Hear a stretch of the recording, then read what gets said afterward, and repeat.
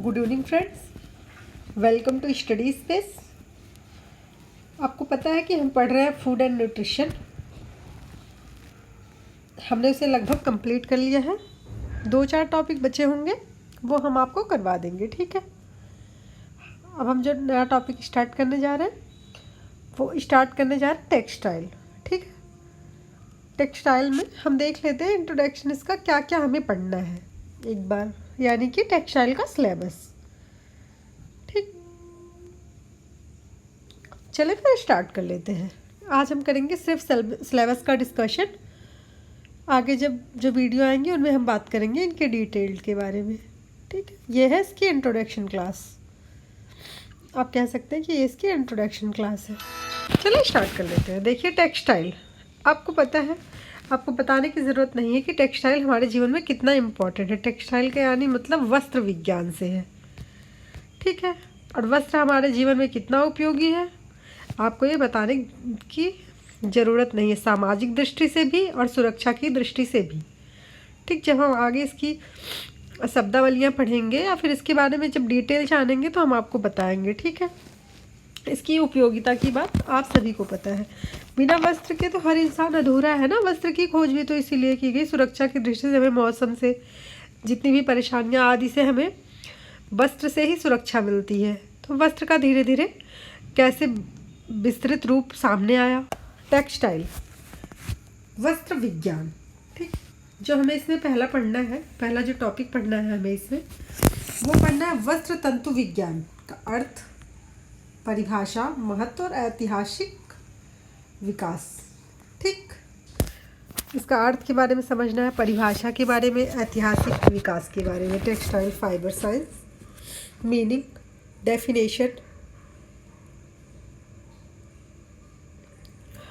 Signification, historical development, सभी चीज़ के बारे में जानेंगे। ठीक है, जो अगला हमें नेक्स्ट टॉपिक पढ़ना है इसका, वो पढ़ना है वस्त्र तंतु। इसमें जो अलग अलग टॉपिक पढ़ने हैं, वस्त्र तंतु, वस्त्र विज्ञान का क्षेत्र, इसके बारे में जानना है। वस्त्र तंतु के और वस्त्र विज्ञान के क्षेत्र के बारे में, वस्त्र तंतुओं का वर्गीकरण के बारे में जानना है, क्लासिफिकेशन ऑफ टेक्सटाइल फाइबर। ठीक, तंतुओं की विशेषता, फाइबर प्रॉपर्टीज़, डिटेल में हम इन सभी की बात करेंगे। ठीक है, वस्तुओं के तंतु के परीक्षण के बारे में जानना है। टोटल जो हमें टॉपिक पढ़ना है वो पढ़ना है, टोटल जो है देखिए 1 हम करते चल रहे हैं, 2 3 4 5 6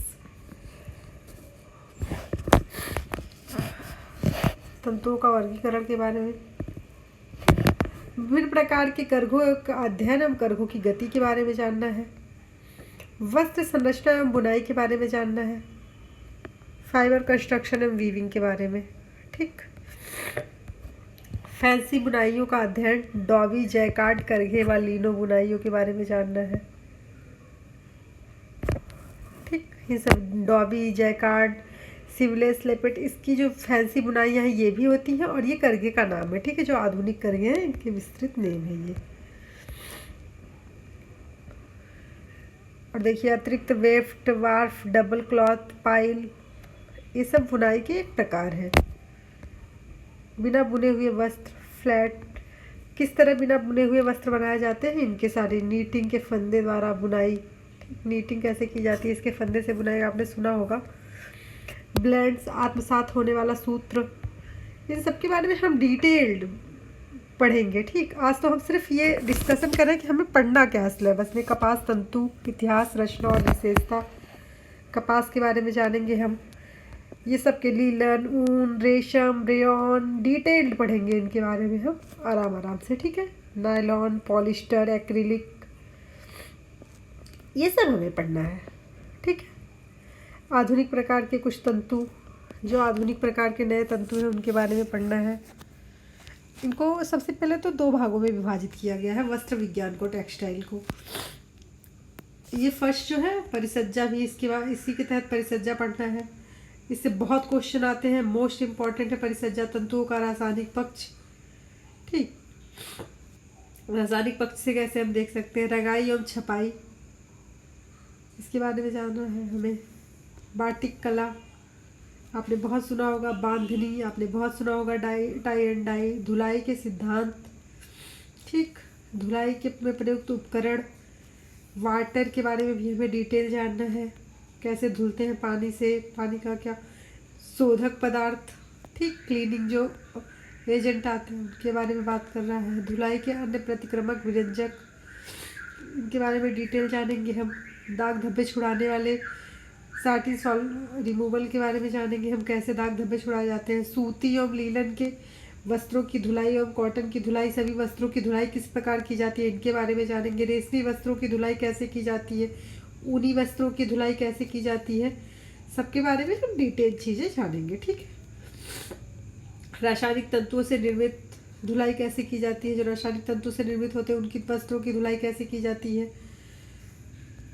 सो की धुलाई कैसे की जाती है, ठीक, शुष्क धुलाई कैसे की जाती है।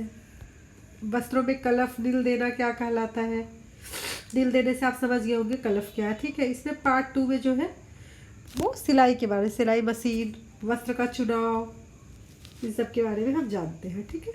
वस्त्र का चुनाव कैसे करते हैं, आयु और रूप बच्चों के परिधान का चुनाव कैसे करते हैं, उम्र के अनुसार बच्चों के परिधान का चुनाव, रेडीमेड वस्त्र व घर में तैयार किए हुए वस्त्र का चुनाव, ठीक, परिधान निर्माण से सामान्य सिद्धांत के बारे में जानेंगे।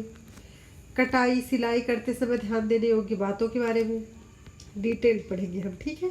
परिधान प्रतिरूप कपड़े पर चिन्ह लगाना, जब हम कपड़े काटते हैं उस पर चिन्ह कैसे लगाए जाते हैं उसके बारे में। ड्राफ्टिंग, पेपर बनाना, पेपर हम पहले सिलाई सीखने जाते हैं तो पेपर से ही सीखते हैं ना। गृह उपयोगी वस्त्रों का चयन करना, इनके बारे में हम डिटेल जानेंगे। वस्त्रों की देख रेख एवं उनका संरक्षण करना, ठीक, और इसके साथ साथ हम क्वेश्चन भी सॉल्व करेंगे, ठीक है।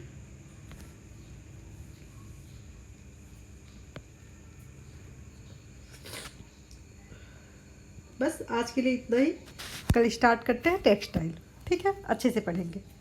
चैनल को सब्सक्राइब कर लें, आप बेल आइकन को प्रेस कर लें ताकि नोटिफिकेशन आपको मिले और आप वीडियो को ईजिली देख पाएँ। Thank you for watching this video. मिलते हैं नेक्स्ट क्लास में।